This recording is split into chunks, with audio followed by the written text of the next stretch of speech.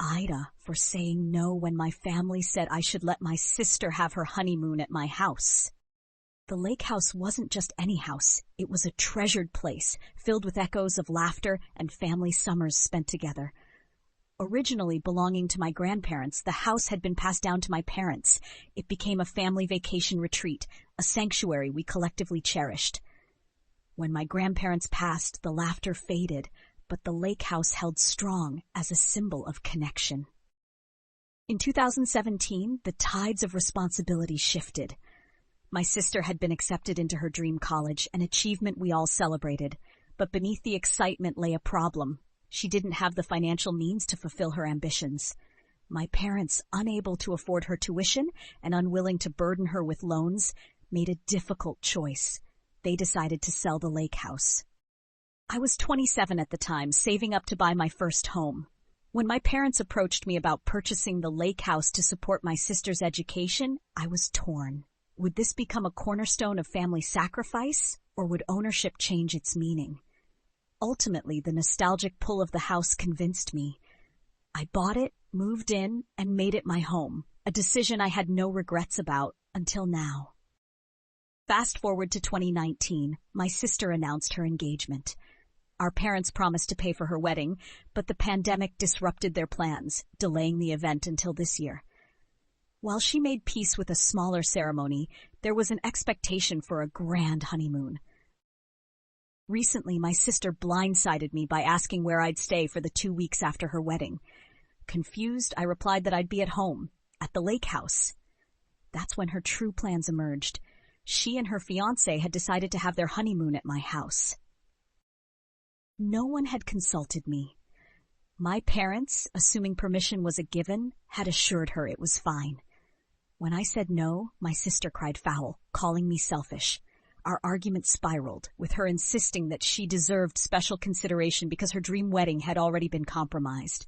My refusal made me the villain of the story. The conversation with my parents was no better. They accused me of being cruel, of prioritizing my comfort over my sister's happiness. They felt I owed her this after everything the family had given me. But was that fair? When I pointed out that it wasn't appropriate for them to make decisions about my home, my words fell on deaf ears.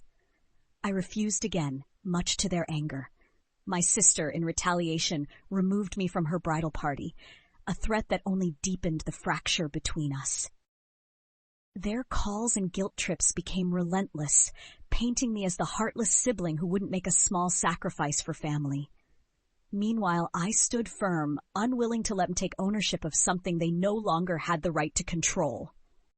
With the tension weighing heavily, I decided to confront my sister directly. Instead of heated accusations, I tried to have an honest conversation. Did she know the lake house was legally my house? It turned out she didn't.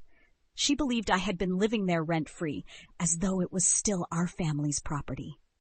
She was stunned when I explained the full story, showing proof of the sale and the reason behind it.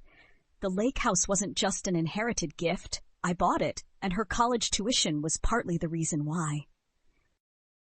Her silence said everything. The truth broke through layers of misunderstanding between us, but it left deeper questions unanswered. How could my parents omit such a crucial detail? And would my sister ever look at me, or the lake house, in the same way again? As I sit in the aftermath of this conflict, I find myself torn between familial love and personal boundaries. Families are built on compromise and trust, but they can also strain under expectations and entitlement. Somewhere between their dreams, regrets, and sacrifices, my family blurred the lines, balancing love with obligation and obligation with undue pressure. This isn't just about a honeymoon destination. It's about a lifetime of unspoken assumptions and choices quietly piling up until someone shatters the illusion. My sister deserves her happiness. I want that for her, truly. But where do we draw the line between enabling someone else's dream and claiming respect for our own lives? For anyone experiencing family conflicts, ask yourself this. Are you undervaluing your boundaries in the name of love? Are you fighting battles between guilt and reason that don't need to exist? Reflection reveals what anger obscures. I don't know what happens next for me, my sister, or my family as a whole. But one thing is certain. this experience will stay with us.